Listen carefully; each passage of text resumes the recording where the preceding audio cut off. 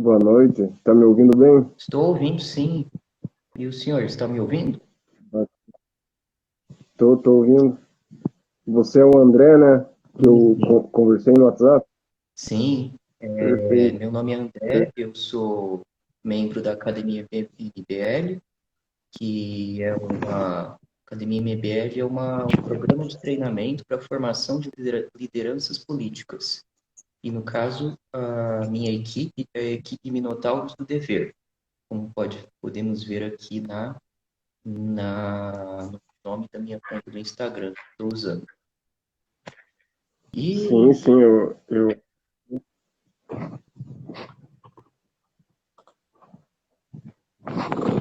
E o senhor Lucas Fabro, poderia me falar mais sobre você e sobre a sua página Economia Mainstream? Sim, então, eu criei essa página em 2017 no Facebook. Deixa eu tentar colocar o celular aqui. Eu nunca fiz live e eu sou boomer. Nunca fiz live no Instagram, então pode ser que eu faça algumas cagadas aqui. Eu só vou ajeitar o celular.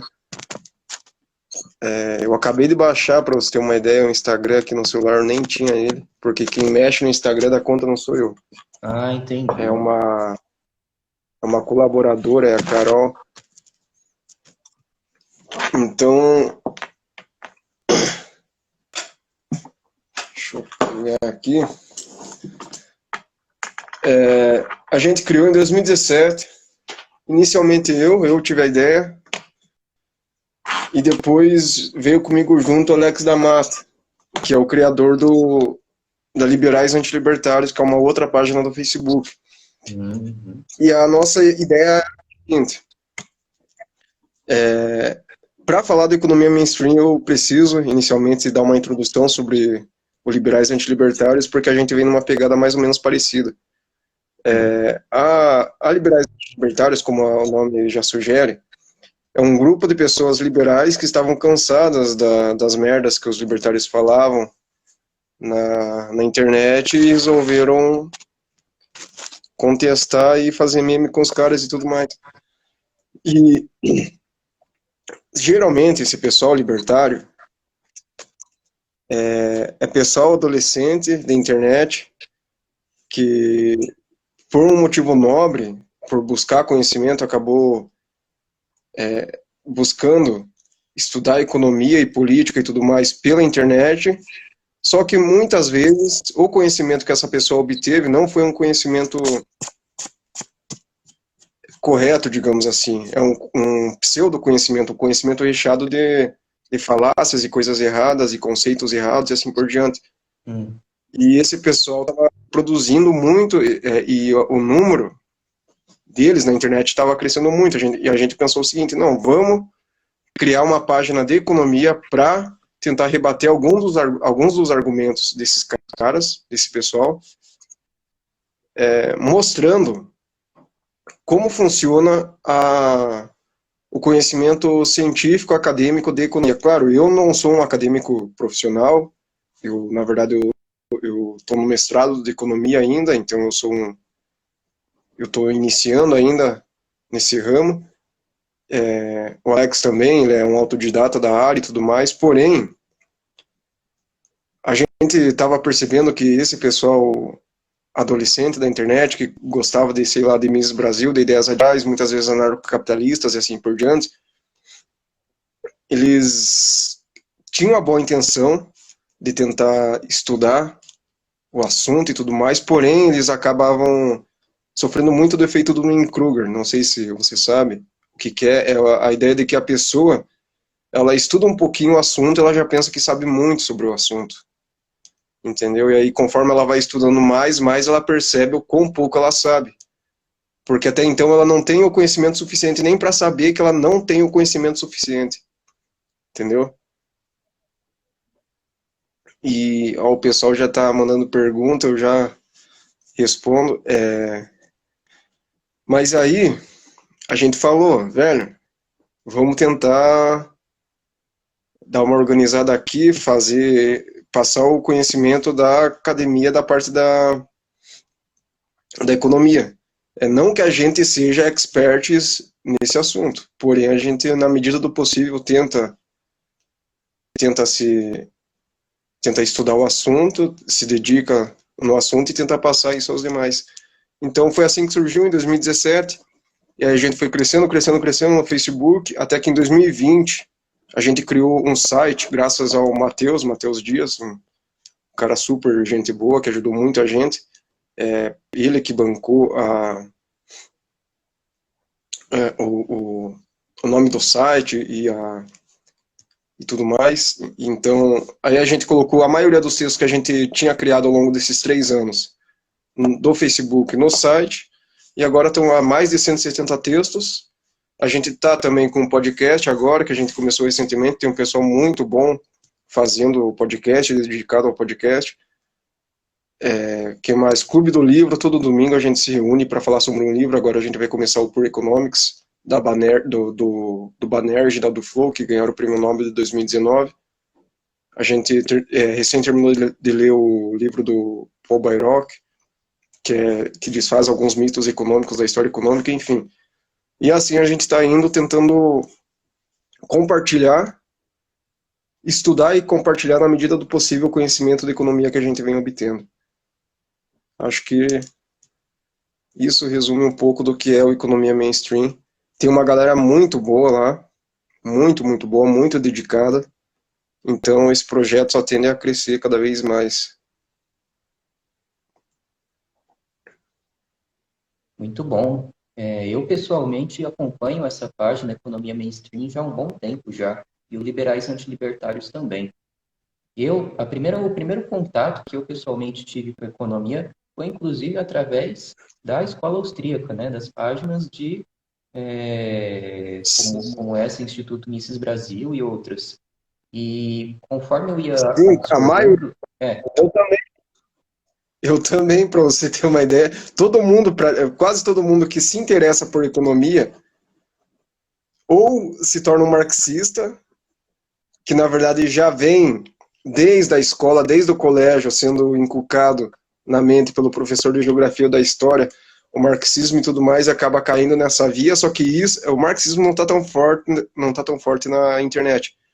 O que realmente é muito forte é a divulgação dessas coisas de escola austríaca. Por exemplo, o Instituto Mises Brasil, que é o grande, digamos que o grande farol, e junto com ele vem as vertentes, que são ideias radicais, o próprio Paulo Cogos e assim por diante. Só que o que acontece? A escola austríaca na academia, ela é uma escola marginal, ela tem ideias boas, tem até agora, teve no passado muitas ideias boas que contribuíram para o avanço do conhecimento científico. Vários e vários economistas austríacos foram muito importantes para a história do pensamento econômico, para a formação do próprio mainstream econômico. Porém, muitas das ideias que esse pessoal do Instituto Mises Brasil divulga na internet são ideias completamente erradas.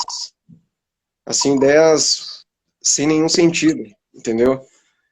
E só que o pessoal adolescente fica apaixonado, encantado por essas ideias. Por quê? Porque não tem senso crítico, eu diria, não tem, como é que eu vou dizer, experiência, e nem experiência de como funciona o conhecimento científico. O conhecimento científico não é, por exemplo, muitas vezes, quando eu fui austríaco por muito tempo, por uns 2 ou 3 anos da minha vida, e uma coisa que me encantava na escola austríaca é que é como se os austríacos, como se o Instituto Mises Brasil e tudo mais, eles detessem a tocha da virtude e da sabedoria, enquanto os economistas acadêmicos eles são corrompidos, porque recebem dinheiro do governo, do Estado, e portanto eles só criam teorias para poder defender o Estado.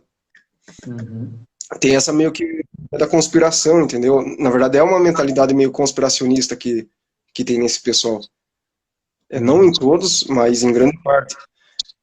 E aí os adolescentes da internet e tal, ao não saberem exatamente como funciona o processo de construção de conhecimento dentro da academia, que é um processo rigoroso, que você tem é uma crítica profunda entre os pares, é todo mundo querendo engolir todo mundo ali dentro, entendeu? E só realmente as teorias mais, que realmente estão mais próximas da verdade, que estão se estabelecer, obviamente, esse é o processo ideal, pelo qual o conhecimento científico se constrói, mas na prática nem sempre é assim, principalmente agora com essa onda de censura que está tendo dentro das universidades, graças ao politicamente correto e tudo mais. Mas, fora essa questão, são raros os casos de que você tem cientistas que se corrompem para se vender por dinheiro a uma ideia e tudo mais. E quando tem esses casos, eles duram pouco. Eu cito aqui o exemplo do cigarro, da indústria de cigarro, que comprava alguns cientistas para produzir estudos falsos para dizer que cigarro não faz mal, que até faz bem. Essa tese até que vigorou dentro da comunidade científica durante algum tempo, porém, ela foi logo destruída. Por quê? Porque a verdade se restabeleceu, digamos assim, através do quê? Através de metodologia científica rigorosa, estudos rigorosos, com a metodologia rigorosa, RCT, experimento randomizado controlado, bem certinho. Então, na economia é a mesma coisa. E aí você tem esses charlatões em toda a área da ciência, você tem esses charlatões. Agora na medicina a gente está vendo bastante com a pandemia, doutora cloroquina e tudo mais. E na economia não deixa de ser diferente. Na economia não deixa de ser diferente. Muitas ideias simplistas. E o pessoal do Instituto Mises Brasil, Hélio Beltrão e tudo mais, conseguiu se aproveitar muito, conseguiu manejar muito a psicologia das massas, do povo, principalmente dos adolescentes, para fazer eles virarem austríacos. E aí, hoje você tem um monte de pessoas leigas em economia que são encantadas pela escola austríaca. Repito, a escola austríaca tem muitas coisas boas. Tem a Daisy Hayek, o próprio Mises, pegando os caras do século XIX, Menger, Bombaverk, von Weiser, o próprio Kirchner, enfim. Várias ideias super interessantes. Porém, a forma com que o Instituto Mises Brasil transmite esse conhecimento é uma forma muito errada, ao meu ver.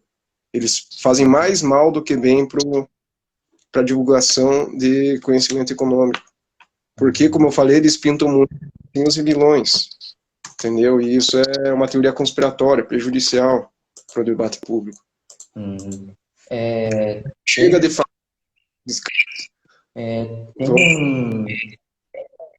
Tem uma pergunta aqui que fizeram.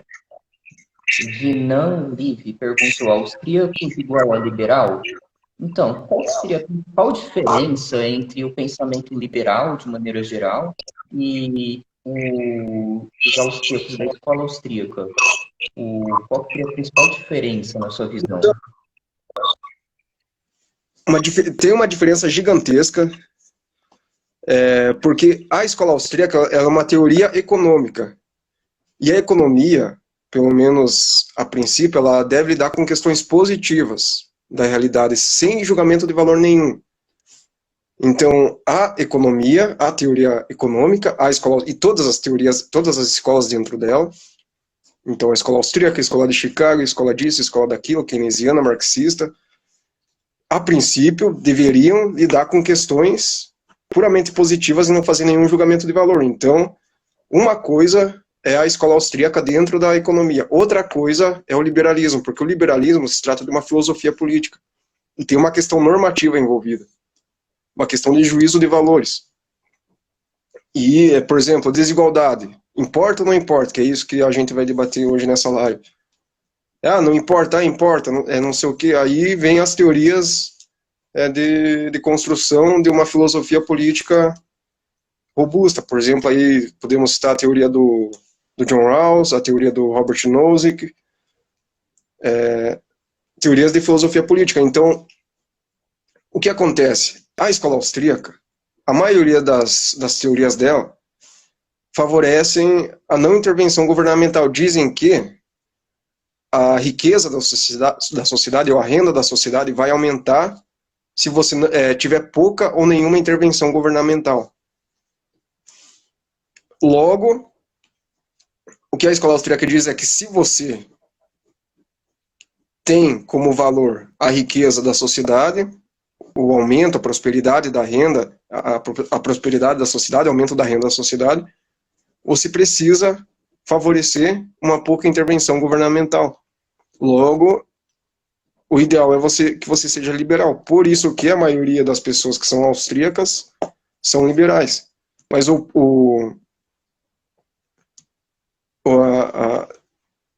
oposto não é verdadeiro. A maioria dos liberais, creio eu, pelo menos fora da internet, não são necessariamente austríacos. Apesar de beberem da escola austríaca, a tradição liberal dentro da própria economia é muito vasta. A escola austríaca é apenas uma pequena escola, entendeu? A gente poderia citar a escola de Chicago, a escola das expectativas nacionais, os próprios novos keynesianos, os neoclássicos antes deles, enfim. Mas essa associação entre liberalismo e escola austríaca, ela tem a ver muito dessa ponte entre positivo e normativo, que a escola austríaca diz, como sendo uma teoria totalmente positiva, ela diz, olha, eu não vou fazer nenhum julgamento de valor, mas se a sociedade ela quer ter maior prosperidade, ela tem que ter pouca intervenção governamental. E aí cabe ao indivíduo dizer se ele quer uma sociedade próspera ou não. Se ele diz que quer, então ele tende a se afiliar à escola austríaca, caso ele aceite as ideias da escola austríaca. É por isso que você vê grande associação entre escola austríaca e liberalismo, ou escola austríaca e anarcocapitalismo, ou o pessoal progressista e ideias keynesianas, porque aí vem a mentalidade oposta a esta. Os keynesianos vão dizer que para você ter prosperidade você precisa de intervenção governamental. As pessoas dizem, bom, eu quero prosperidade, logo eu quero intervenção governamental. Então, é daí que vem a conexão entre liberalismo e escola austríaca. Porém, a priori, a relação é absolutamente zero, em termos formais, entendeu? Em termos formais abstratos, a relação entre liberalismo e escola austríaca é zero. Seria muito bem possível, a princípio, você ter um liberal keynesiano.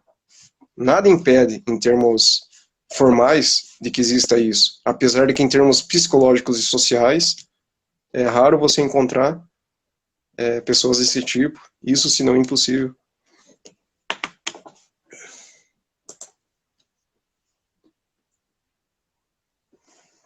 Muito bom. Inclusive, muito positivo a gente ter feito essa introdução ao libertarianismo, anarcocapitalismo e todas essas questões quanto à escola austríaca, pois isso se relaciona muito fortemente com o tema da nossa live, né? Que é a questão da desigualdade, se a desigualdade importa ou não. Nos meios liberais, aqui no Brasil, muito recentemente, tem sido muito difundida essa frase, esse chavão. O que importa não é a desigualdade, o que importa é a pobreza, né? Porque, ora, se a desigualdade por si só não define a pobreza, o que define é a renda, então, logo, não importa, em termos de justiça social, se a renda, se a desigualdade do país é alta ou não. O que importa é que não existe pobreza, né? Muito desse pensamento é proveniente do pensamento anarcocapitalista, do pensamento da escola austríaca. Como que você analisa essa relação, essa origem desse pensamento e se isso faz sentido, né? Se faz sentido dizer que a desigualdade não importa? Então, primeiro de tudo, como eu falei antes, a princípio a escola austríaca não deveria ter nada a dizer sobre se desigualdade é um valor a ser... desigualdade não, perdão. A igualdade de renda é um valor a ser cultivado. É um ideal que a sociedade precisa buscar. Porque, como eu falei anteriormente, a economia trata apenas de questões positivas e não normativas. E sendo a escola austríaca um campo da economia, uma área, uma escola de economia, logo ela não deveria dizer nada a respeito desse valor.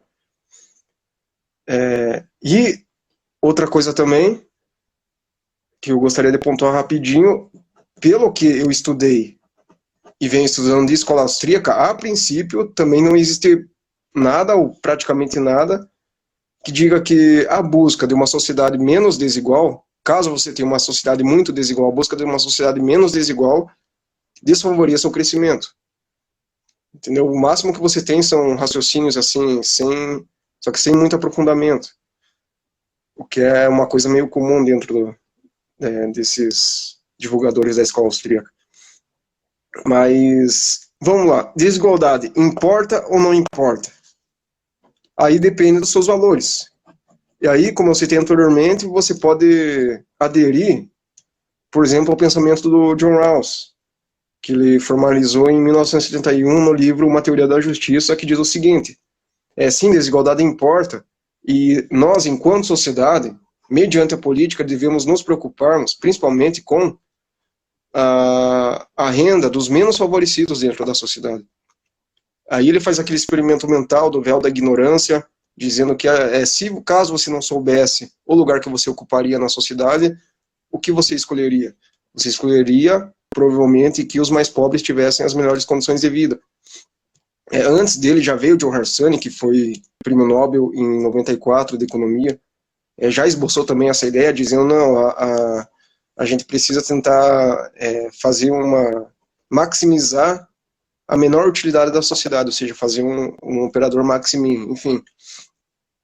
Então você tem essa ideia, que está dentro do espectro liberal, inclusive, que é a ideia de que, sim, a igualdade enquanto tal de renda é um ideal a ser buscado, é um valor a ser cultivado. Em contrapartida a isso, você vai ter, em 1974, o Robert Nozick, com o livro Anarquia, Estado e Utopia, que vai dizer, não, a igualdade por si só não é algo que importa. O que realmente importa é a forma como a renda foi distribuída, e não a distribuição de renda em si, mas sim se os contratos, por exemplo, eles foram cumpridos. E aí o Nozick, professor de Harvard aos 27 anos, ou seja, gênio, ele vai fazer todas as elucubrações mentais, e vai fazer todos os vários e vários experimentos mentais para chegar na seguinte ideia: se você está trabalhando de maneira forçada, então isso é injusto. Ao pagar imposto, necessariamente você está trabalhando de maneira forçada, por uma questão de definição. Logo, imposto é moralmente errado e, portanto, o ideal é a menor quantidade de imposto possível, apenas para você poder conviver em sociedade, enfim, e, portanto, a igualdade em si não importa. O que importa é a forma como a gente se chegou naquela distribuição de renda, se os contratos foram cumpridos ou não, se as pessoas, ao fazerem as trocas delas voluntárias na sociedade, ao fazer as trocas, foram trocas voluntárias e não uma distribuição coercitiva de renda, uma redistribuição coercitiva de renda, enfim. Então, tudo isso para dizer que tanto a ideia de que desigualdade como valor importa, como a ideia de que desigualdade como valor a ser buscado não importa, são ideias respeitadas dentro do mundo acadêmico da filosofia política. Isso é um campo da filosofia política, entendeu? E então é isso.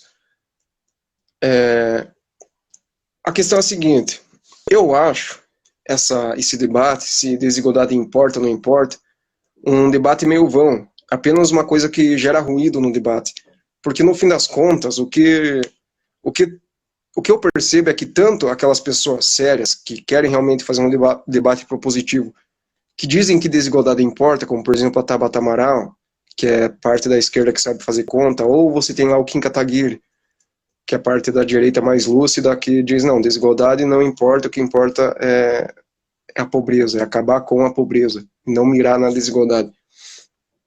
No fim das contas, o objetivo de ambos, de fato, é fazer com que a vida dos pobres melhore.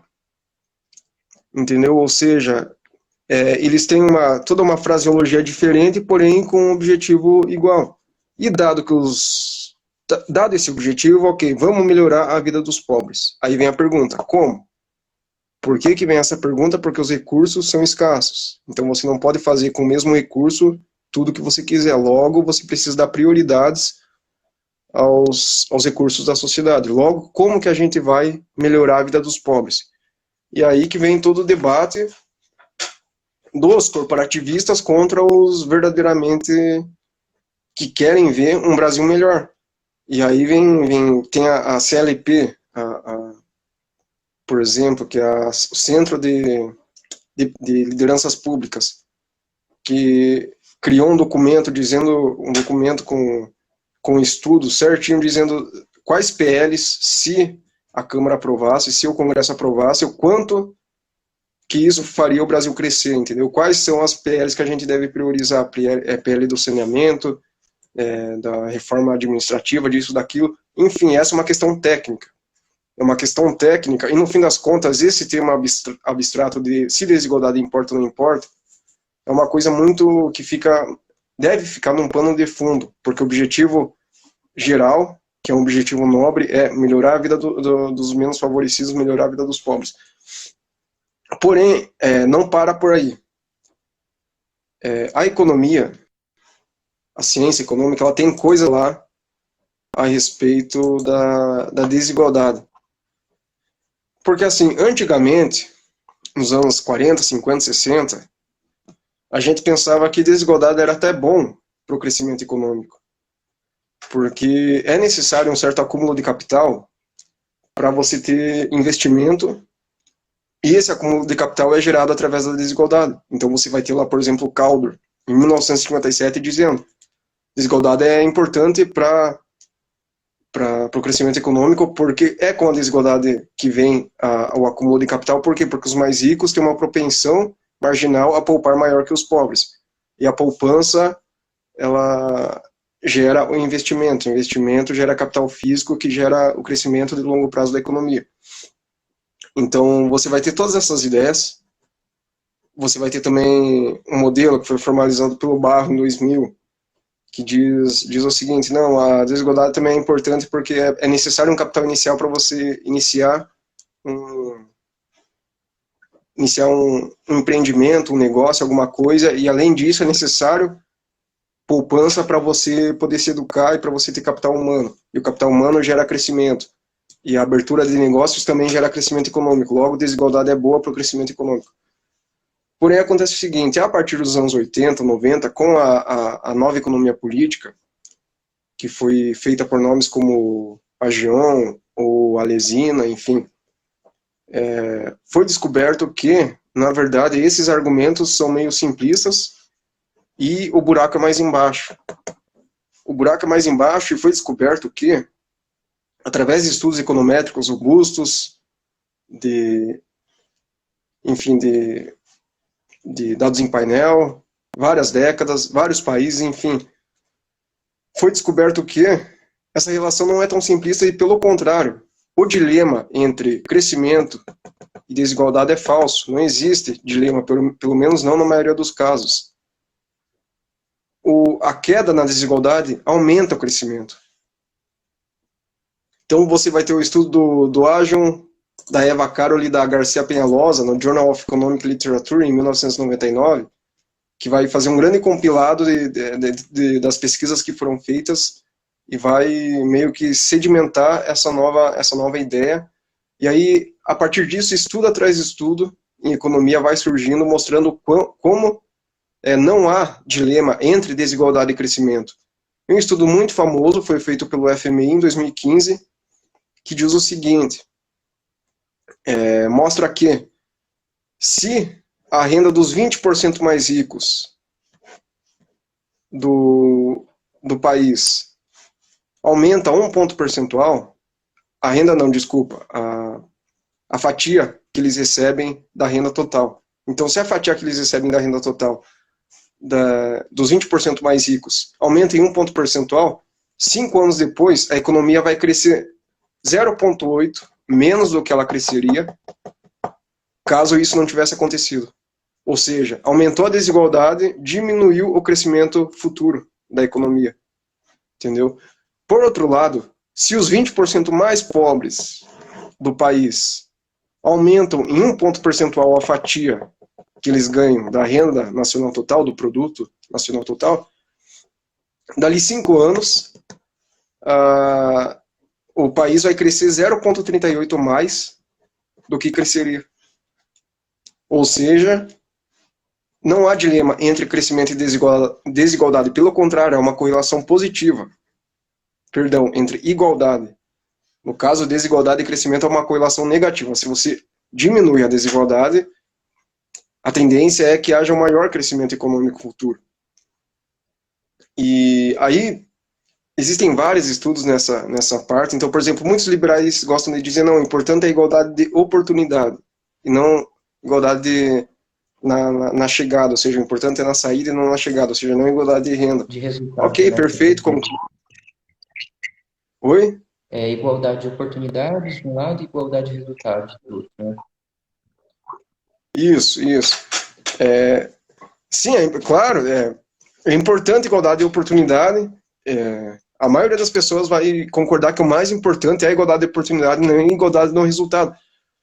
Porém, por exemplo, você vai ter o estudo do Korak, no Journal of Economic Perspectives, em 2013, que vai dizer o seguinte, vai demonstrar que a maior desigualdade, ela aumenta, ela diminui, a mobilidade intergeracional. Ou seja, filho de pai pobre tende a continuar sendo pobre e filho de pai rico tende a continuar sendo rico em sociedades mais desiguais. Ou seja, você tem uma menor igualdade de oportunidade. Ou seja, se você quer ter igualdade de oportunidade, que é um valor que supostamente os liberais compartilham, então você precisa também compartilhar do valor de tentar buscar uma menor desigualdade na sociedade. Além disso, existem outros resultados prejudiciais gerados por uma alta desigualdade. O Rodrigo Reis Soares, um dos maiores economistas brasileiros, em 2004, ele tem um estudo bem interessante, ele compilou, fez uma revisão de literatura gigantesca, mostrando que, como a maioria dos estudos mostram que a maior desigualdade gera maior criminalidade. Isso é um debate muito superficial dentro do movimento liberal, que os liberais tem muitos que chegam a babar de ódio quando você chega a mencionar isso, mas isso está mais do que bem documentado na literatura, e isolando todas as variáveis, tudo fazendo a metodologia estatística mais corretinha, você chega ao resultado, na maioria das vezes a maioria dos estudos chegaram a esse resultado, o aumento da desigualdade gerou um aumento na criminalidade. E é bem fácil você... Só para deixar um pouco mais claro, esses estudos sobre correlação entre desigualdade e criminalidade, eles não é correlação. Então, é o que eu ia perguntar. Eles são de apenas correlação ou eles apontam uma causalidade, de fato? Causalidade, não é apenas correlação. Todos esses estudos que eu estou citando são justamente estudos que demonstram causalidade. Em econometria, você tem como identificar a causalidade. É difícil, é bastante difícil, mas é possível. Existem técnicas, existe experimento randomizado controlado, existe regressão com exogeneidade dos erros amostrais, testes de diferença e indiferença, que mais? Uso de variáveis instrumentais, enfim, existe um conjunto de técnicas que permite você isolar variáveis e determinar qual a influência de uma variável sobre a outra. Ou seja, se uma variável causa a outra e a intensidade com que causa. E todos esses estudos que eu citei, que foram...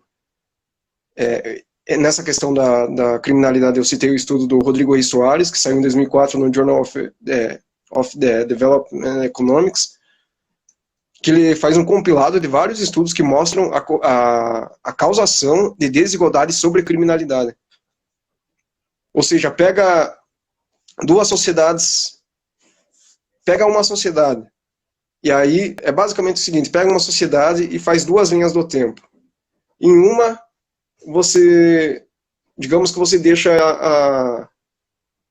a desigualdade como ela está, o índice de Gini, por exemplo, como ele está. Em outra simulação, você aumenta o índice de Gini. O que vai acontecer no resultado? E essa é a única variável que muda. Todas as demais permanecem igual. O que acontece no final? Nessa que você aumentou o índice de Gini, a criminalidade aumenta em relação ao outro. Entendeu? Tudo está ceteris paribus, só o que muda é a desigualdade. Isso vai gerar uma maior criminalidade. Entendi. Então, Tem uma pessoa aqui, Fiorini, que perguntou qual que seria a legitimidade da redistribuição de renda, e um outro, o Pinan Live, complementou a pergunta perguntando também como que uma distribuição de renda deveria ocorrer de forma eficiente para diminuir a pobreza. Bom, quanto à questão da legitimidade, eu acho que se toca um ponto naquele argumento que é do véu da ignorância, né, que foi levantado lá atrás, exatamente. né? Nossa. Poderia explanar um Sim, pouco e tem melhor outra. sobre esse tema e também sobre como seria uma forma eficiente de diminuir a pobreza, de distribuição de renda? Sim. Essa questão da legitimidade da distribuição de renda, tem uma outra questão, mesmo se a gente rejeitar, por exemplo, o argumento do Rawls, mesmo se a gente aceitar o Nozick, ainda não está dado a priori que a sociedade brasileira, enquanto tal, aqui no século XXI, ela não precisa fazer redistribuição de renda. Porque a gente sabe, todo mundo estudou nas aulas de história, que a gente teve uma injustiça e um não cumprimento de contratos ao longo da nossa história, da nossa formação histórica gigantesca. Porque o Nozick vai dizer o seguinte, a distribuição de renda na sociedade tem que ser respeitada desde que os contratos sejam respeitados. Pergunta, ao longo da história, a gente teve os contratos respeitados, as pessoas trabalhando de maneira voluntária e tudo mais? Obviamente que não, a gente tem o escravidão. E tem um paper muito interessante, que eu esqueci o nome do autor, é brasileiro, 2 brasileiros, se eu não me engano. Eles mostram que 20%, eu achei até pouco, mas é cerca de 20% da desigualdade atual foi gerada pela escravidão.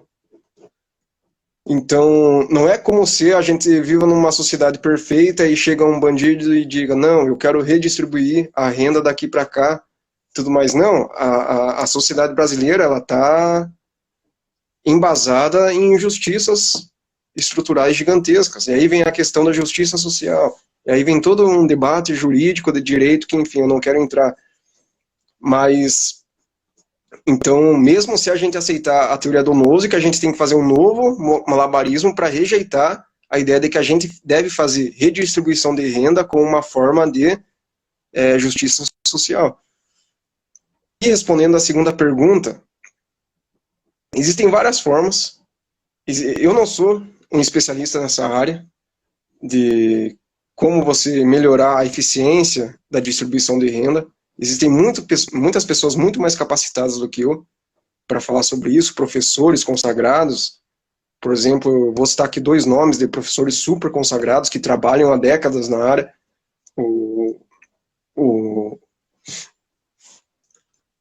O Paz de Barros, que foi doutorado por Chicago, enfim, teve como orientador o Heckman, é um dos pais intelectuais do Bolsa Família, trabalhou nessa área de desigualdade durante décadas, vem trabalhando no IPEA, enfim, no INSPER, ele é o grande papa do Brasil, digamos, de desigualdade.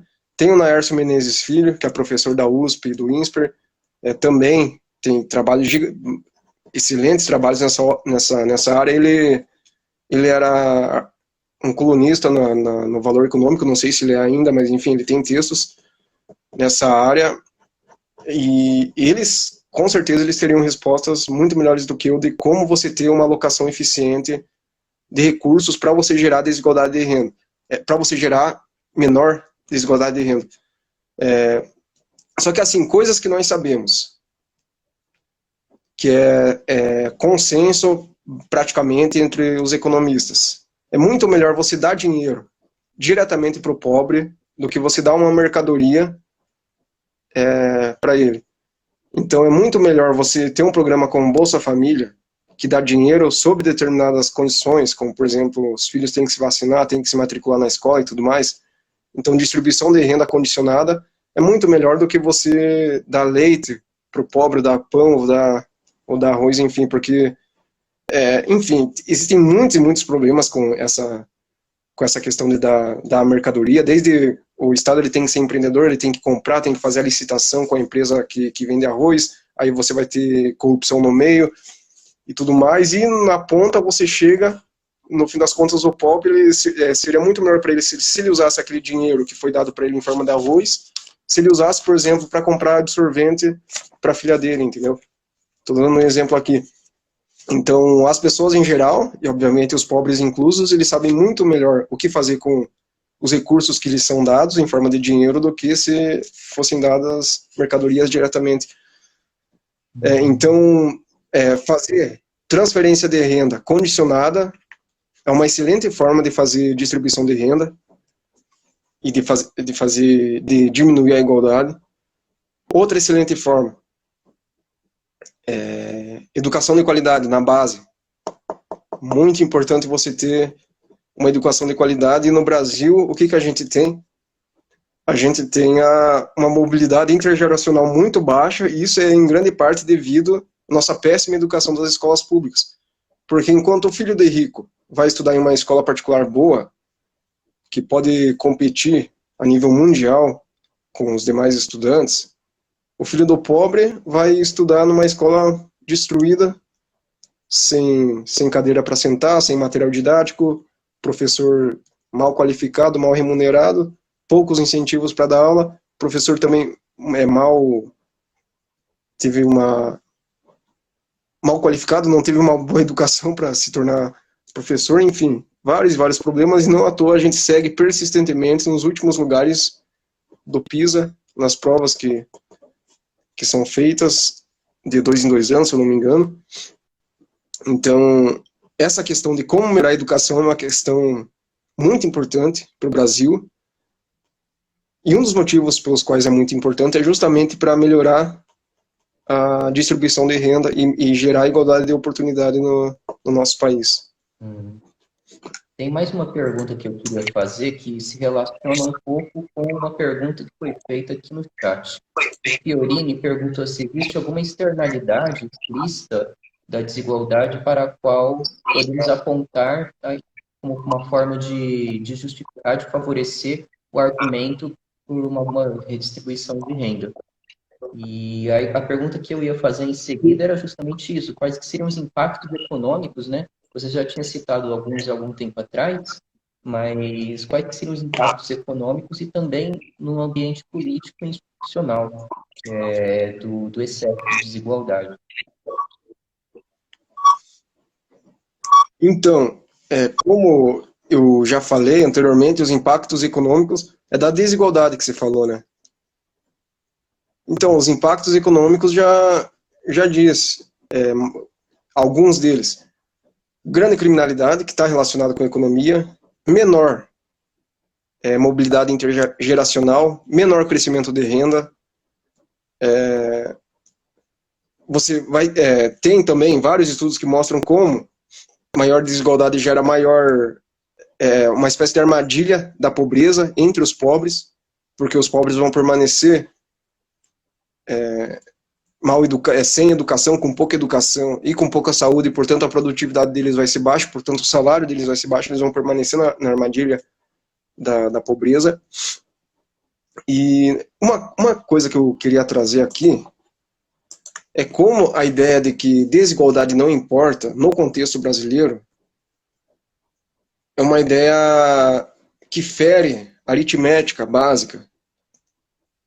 Porque a pessoa que diz isso, na verdade, ela não está muito por dentro do quão...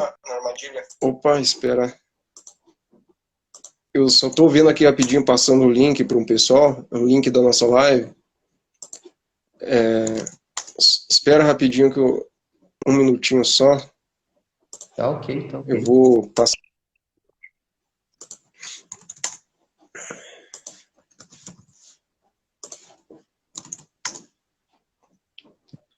Então, voltando aqui, essa ideia de que no caso brasileiro a desigualdade não importa, ela fere a aritmética.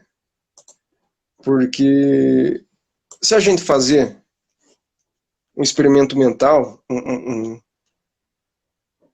exercício, vamos fazer o seguinte: a gente mantém a distribuição de renda atual. do Brasil. Porém, a gente aumenta a nossa renda média para ficar igual à renda média da Alemanha. Certo? O quanto que os pobres, os 10% mais pobres, em média, iriam ganhar? Iriam ganhar cerca de $1.800 por ano. Agora a gente faz o contrário. A gente mantém a mesma renda do Brasil, porém a gente pega a distribuição de renda alemã e coloca no Brasil. Ou seja, a renda média é a mesma, só a distribuição que muda. O quanto que os 10% mais pobres iriam ganhar? $3.700 por ano. Ou seja, 1.800 contra 3.700. E 1.800, nessa de 1.800, você tem um aumento da renda. Ou seja, o brasileiro ele tem a mesma renda do alemão. Média. Só que os mais pobres ainda permanecem com uma renda menor do que a renda do Iraque, por exemplo. Do que os 10% mais pobres do Iraque ou da Zâmbia. Olha só que loucura, da Zâmbia. Isso acontece porque a renda dos mais pobres não depende apenas da média, né? Depende da distribuição também, né? Exatamente. A desigualdade de renda, a renda dos mais pobres, basicamente, por uma questão aritmética, depende da renda média, não é que depende, mas está relacionada com a renda média e a distribuição, ou seja, como é o formato da curva de distribuição da renda ao longo dos percentis. Então, se você tem uma desigualdade gigantesca, se você tem uma sociedade muito rica, mas uma desigualdade gigantesca, os mais pobres dessa sociedade vão viver piores do que uma sociedade que nem é tão rica assim, uma sociedade pobre até, só que com uma desigualdade não tão grande. Então, é aquilo que a gente estava comentando no início. A desigualdade, ela importa ou não importa? Isso é um tema meio abstrato. Vamos melhorar a vida dos pobres? Vamos. Ok. Se a gente quer melhorar a vida dos pobres, a gente tem que necessariamente combater a desigualdade de renda. No Brasil, no caso brasileiro, sem dúvidas. Como eu falei nesse experimento aqui que eu fiz, outro experimento aritmético. Os 20% mais pobres do Brasil levam 2,3% da renda nacional. Já na Suíça, os 20% mais pobres levam 6,9% da renda, ou seja, do PIB. Ou seja, 3 vezes mais.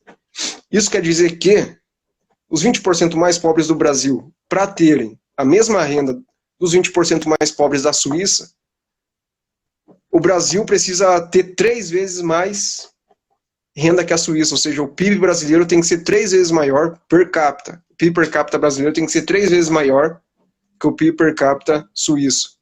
Acontece o seguinte, a Suíça é um dos países mais ricos do mundo.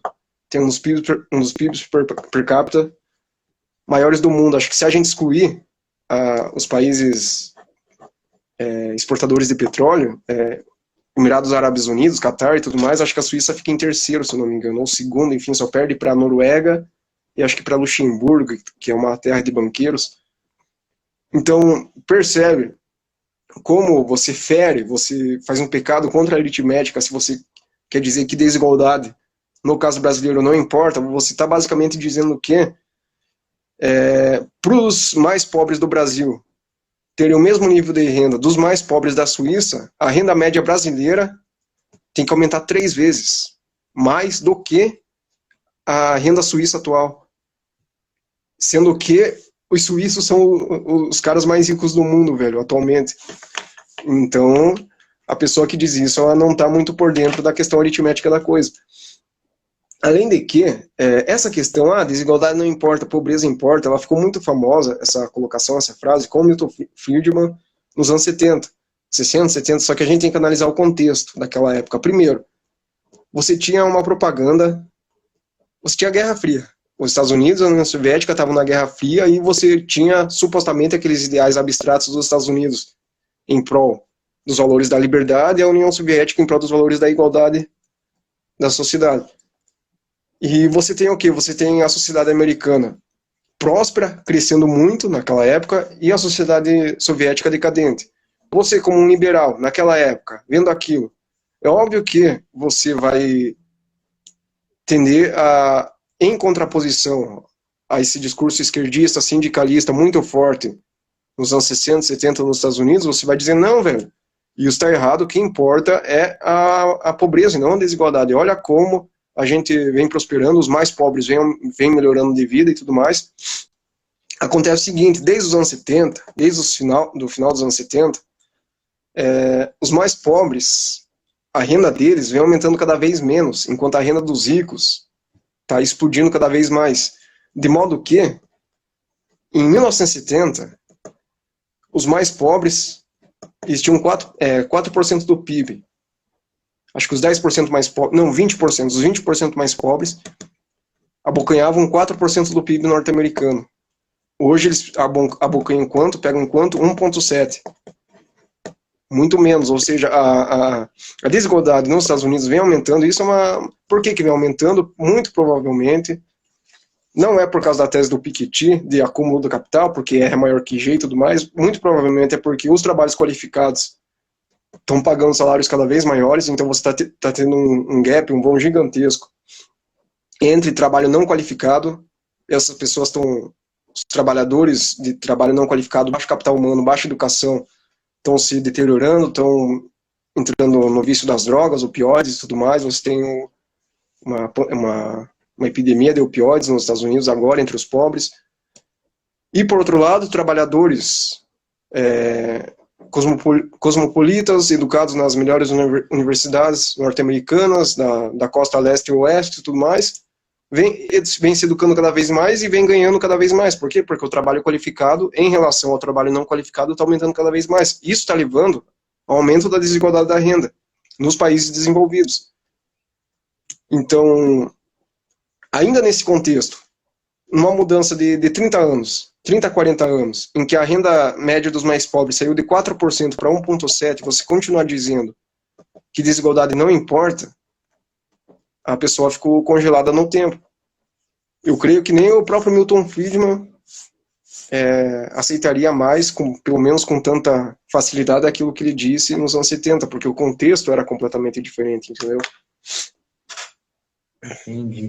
E a gente também precisa entender que o contexto não apenas daquela época, mas o contexto do nosso país, né? O Brasil, ele é um país que tem um nível de desigualdade muito grande, né? E essa desigualdade, inclusive, sendo gerada muito fortemente pelo próprio Estado, né? O Estado brasileiro, que é o que supostamente deveria atuar numa melhor distribuição de renda, é aquele que atua para favorecer os privilégios da classe política e do funcionalismo público, né? Muito da origem da desigualdade no Brasil se deve a isso, né? Com certeza, é a velha tese do Faoro, que você tem uma classe bem conectada de políticos e empresários, e os empresários, junto com os políticos, fazem um rent-seeking, na linguagem mais moderna da economia política, gigantesca, fazendo uma transferência de renda às avessas, tomando dos pobres e dando para os ricos. Como, por exemplo, através dos subsídios feitos pelo BNDES, emprestando a campeões nacionais a uma taxa de juros menor. Durante o governo Dilma, foram cerca de 400 bi, se eu não me engano, por volta de 400 bi de crédito subsidiado dado a essas grandes empresas. Além disso, renúncia fiscal, isenção fiscal para grandes empresas também. Também durante o governo Dilma, mais 400 ou 500 bi, se eu não me engano, em isenção fiscal, que vai continuar pelo menos até a década de 30. Então, essa transferência de renda às avessas feita pelo Estado é uma coisa que a gente deveria combater, é uma coisa que pouca gente da esquerda faz, inclusive. Agora, atacando aqui o pessoal da esquerda, já ataquei demais o pessoal da direita liberal.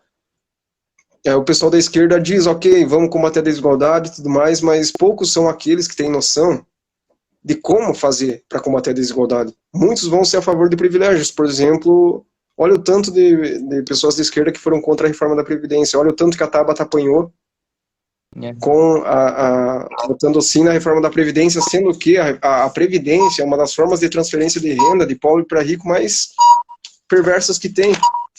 Porque enquanto o rico ele consegue trabalhar com carteira assinada porque tem alta qualificação, os custos trabalhistas dele conseguem ser bancados, ele vai fazer aposentadoria por idade, porque ele conseguiu trabalhar bastante tempo de carteira assinada. O pobre vai ter que fazer aposentadoria perdão. O rico faria se aposentadoria por tempo de trabalho. O pobre por idade, 65 anos, que já era, antes da reforma já era 65 anos para homens. Ganhando o quê? Um salário mínimo. Trabalhou no informal a vida toda e vai receber ali um salário mínimo e meio e tal. Então, enquanto isso, você tem funcionários públicos se aposentando aos 50, tem ainda depois da reforma, a gente vai precisar fazer várias reformas. Enquanto isso, um déficit da Previdência na casa dos mais de 200 bi, eu acho. Eu não sei agora quanto que está, eu não estou muito por dentro das contas públicas, mas na época da reforma, e no ano de 2018, eu acho que foi mais de 200 bi, 230 bi, se não me engano, de déficit. Aí você tem aquele discurso, não, o déficit não existe. O discurso da Fatorelli, não existe déficit da Previdência. Os banqueiros recebem 50% dos impostos. Enfim, uma propagação gigantesca de fake news que, no fundo, só dificultava a vida dos pobres, que faziam uma transferência perversa de renda dos pobres para os mais ricos. E aquilo que o Marcos Lisboa sempre diz. O Brasil é o país da meia entrada. Todo mundo quer a sua boquinha, a sua meia entrada.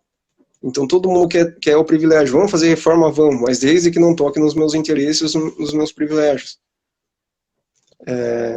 Velho, tá errado isso? Tá errado? E já pegando esse gancho das críticas que são feitas agora à esquerda, uma das propostas da esquerda, que é muito famosa dentro da esquerda, é a tal da ideia do imposto sobre grandes fortunas, né? E essa ideia é muito famosa não apenas na esquerda, como em pessoas leigas também, né? Que parece muito bonita essa ideia, né? Pô, vamos fazer o rico pagar mais imposto, então, né? Parece muito simples e muito eficaz, né? O que se sabe dessa ideia dessa forma de tributação de imposto sobre grandes fortunas? Como que elas existem em outros países? Então, eu estudei pouco o assunto, então eu não me sinto uma pessoa muito qualificada para falar, mas o pouco que eu sei é o seguinte: a maioria dos países que implantaram esse imposto no passado, nos anos 80, 90, desistiram dele, acabaram com ele.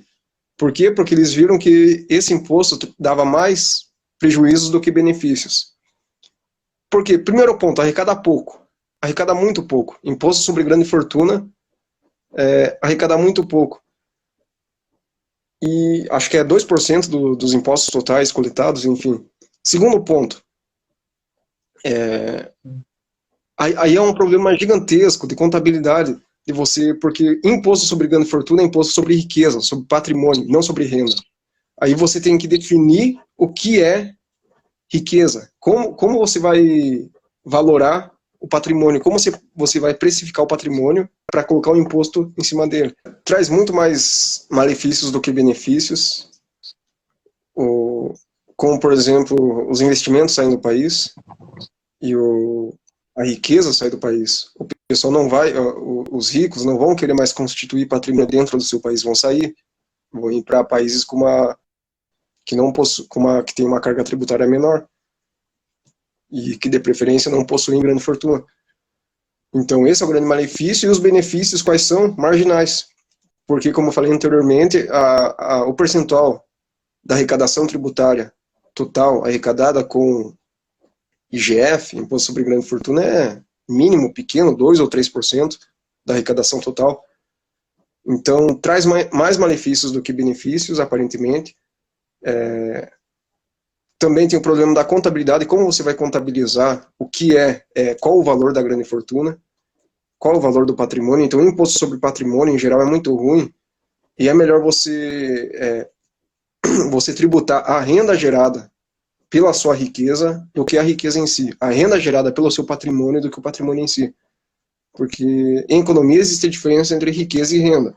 Riqueza é estoque, renda é o fluxo. A riqueza é o estoque que gera o fluxo.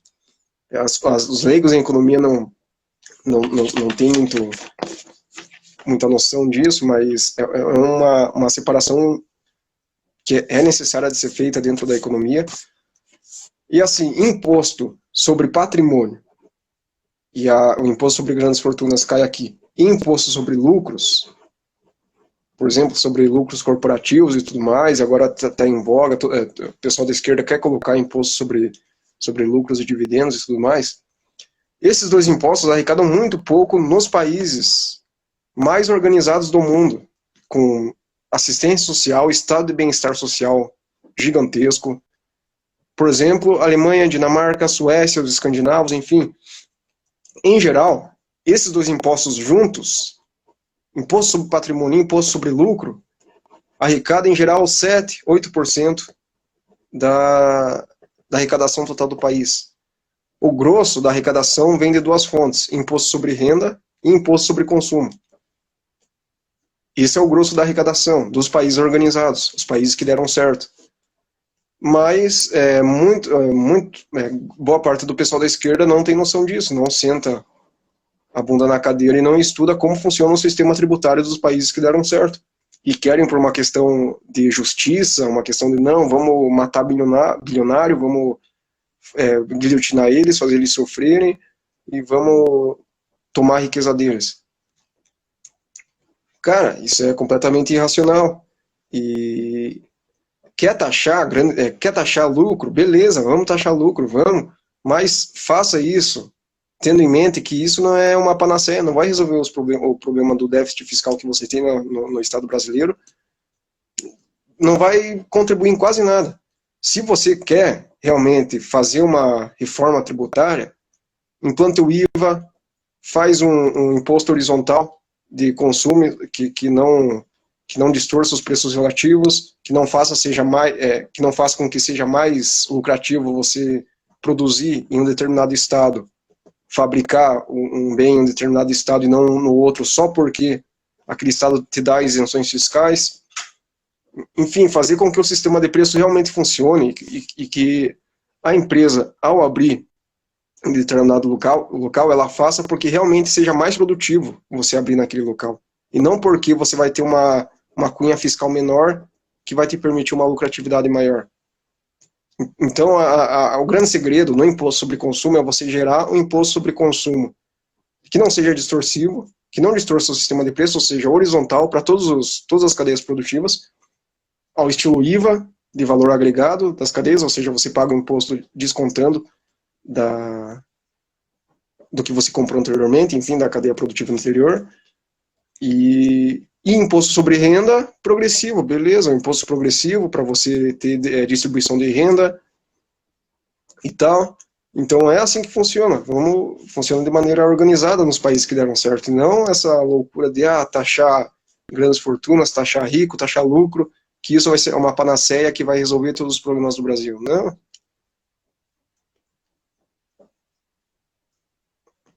Entendi. Realmente, o que a gente precisa observar é observar o que aconteceu e o exemplo dos países que deram certo, né? E é um problema que aqui no Brasil falta Exatamente. muito, né? E Falta muito se inspirar no que já, deu certo, né? já entrando nessa questão da desigualdade, a desigualdade ela entra nesse debate. Vamos nos inspirar nos países que deram certo? Sim. Então, a gente precisa combater as anomalias brasileiras. Por exemplo, a Previdência é uma anomalia. Era antes da reforma e é ainda. 230 de déficit, bilhões de déficit da Previdência. 13% de déficit em relação ao PIB da Previdência no Brasil. Sendo que uma fatia... esse percentual, em 2018 ou 2017, não lembro, era o mesmo percentual que no Japão. Espera, minto, calma.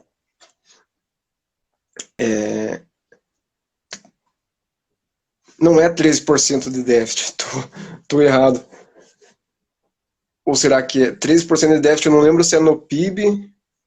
Enfim, a questão é que a gente, pela nossa estrutura etária, a gente tinha um déficit muito maior do que a gente deveria ter, entendeu?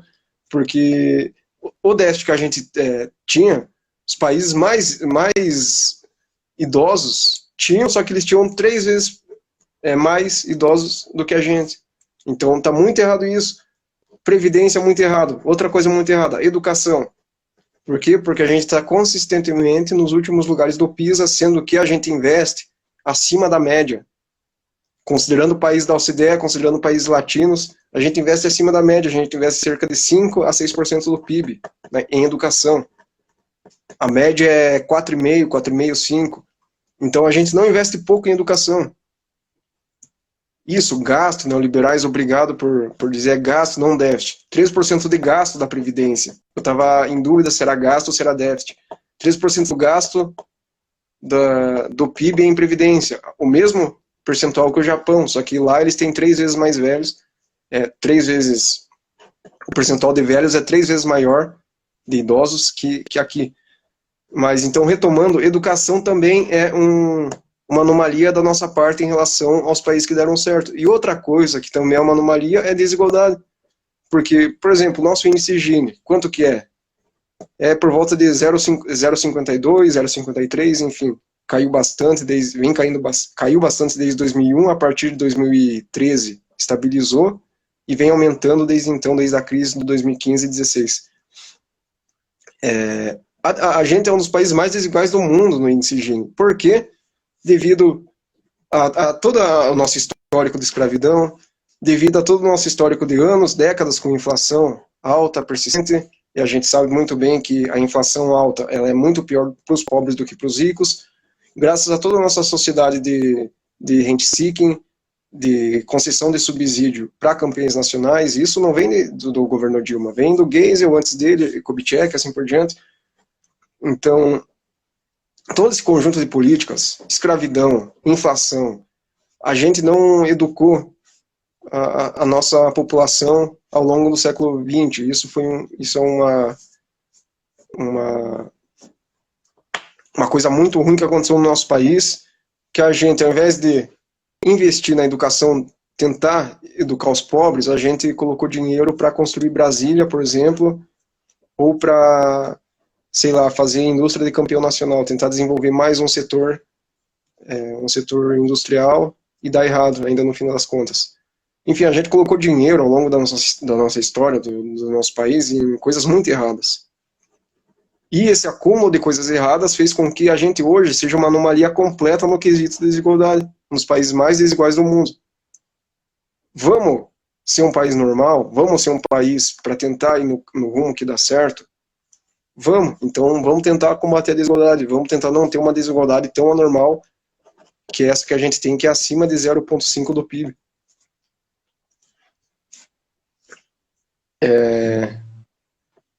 Outra coisa, eu anotei algumas coisas aqui para falar, só falta uma coisa que eu quero falar. A questão da... Assim, será que realmente... Por que será que as pessoas preferem viver até um pouco mais pobres do que são, viver uma sociedade com uma renda média menor, porém um pouco menos desigual?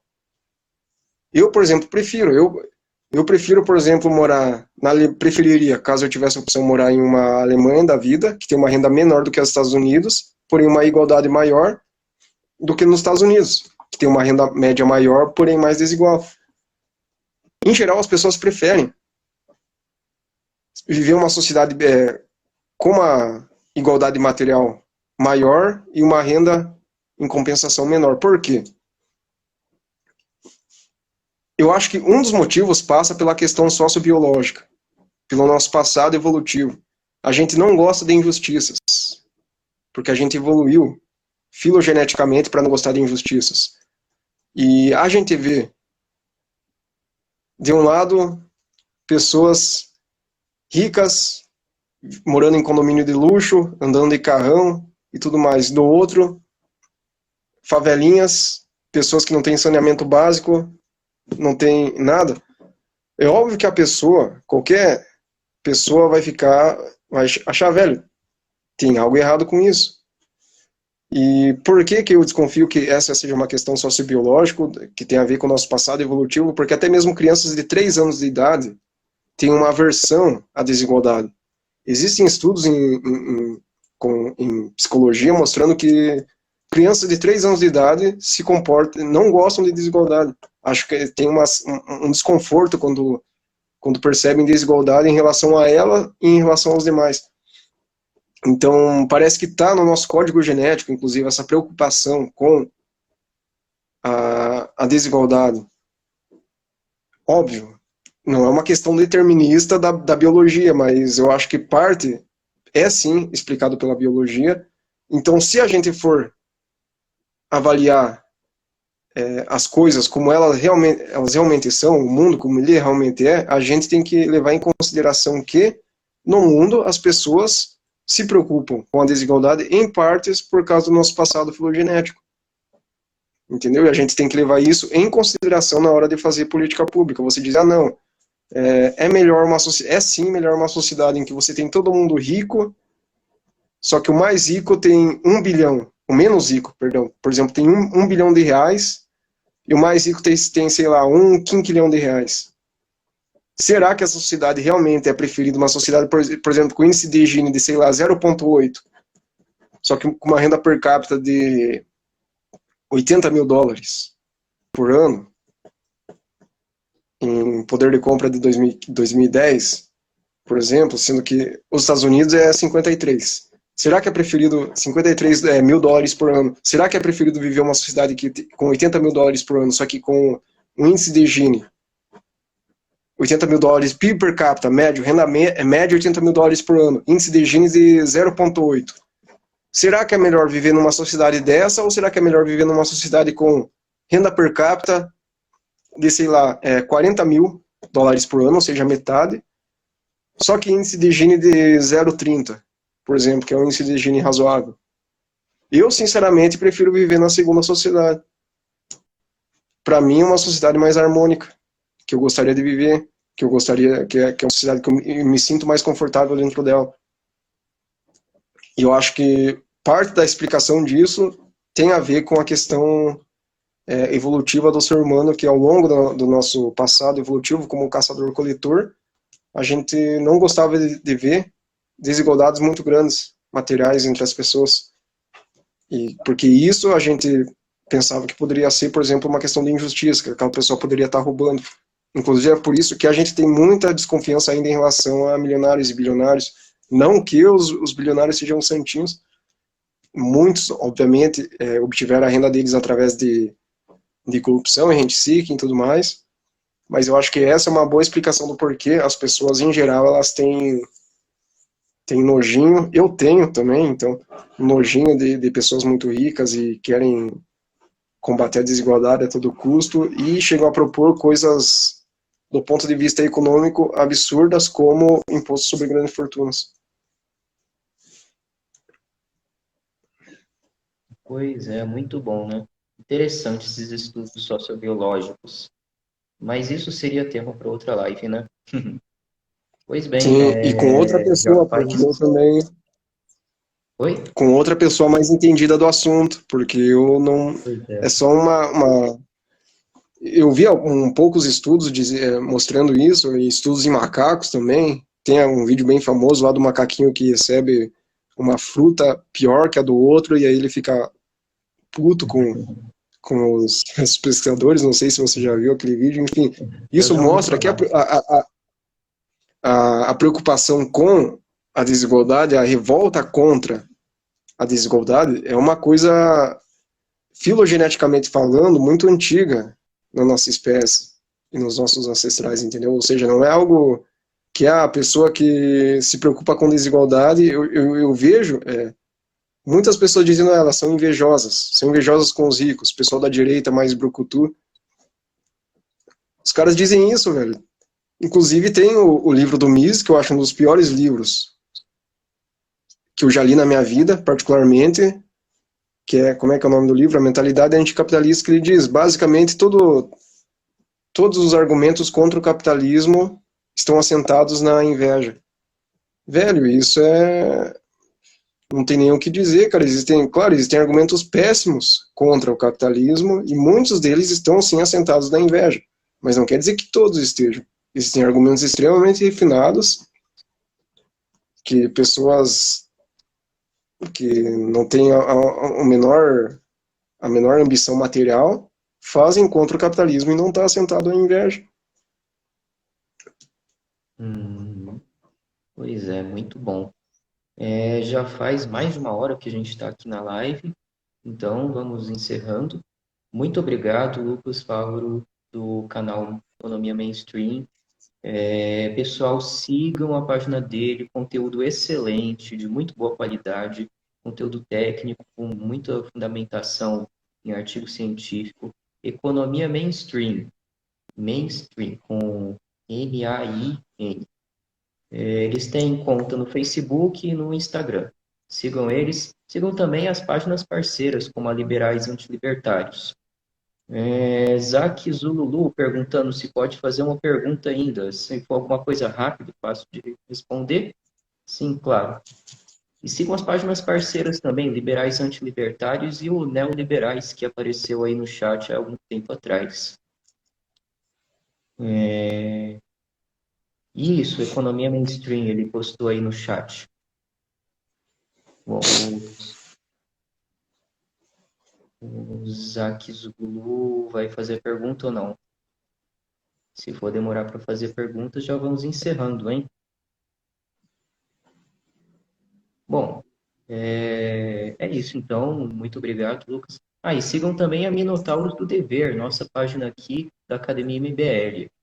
Muito obrigado, Lucas, pela sua participação e nós nos vemos na próxima. Beleza, André, deixa eu dar um recadinho final. Muito obrigado, cara, pela oportunidade de fazer uma introdução a esse tema. Como eu falei anteriormente, não entendo quase nada do assunto. Existem pessoas muito mais capacitadas para falar sobre esse tema do que eu.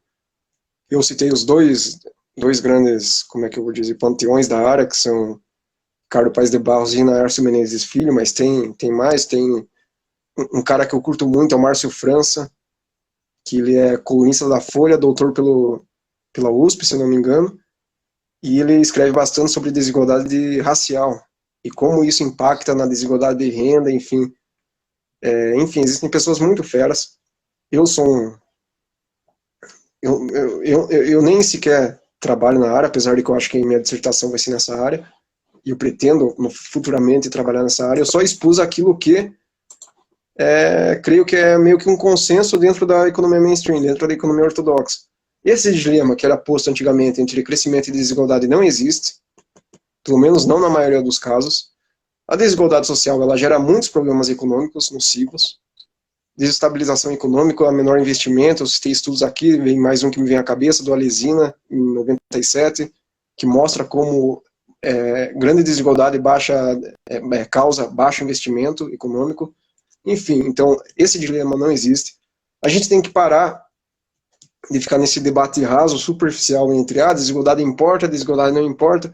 Cara, o Brasil é um dos países mais desiguais do mundo. Vamos ajeitar nossa casa, vamos fazer um Estado minimamente que faça uma transferência de renda com políticas públicas baseadas em evidência, fazendo um estudo minucioso se determinada política pública é eficaz ou não.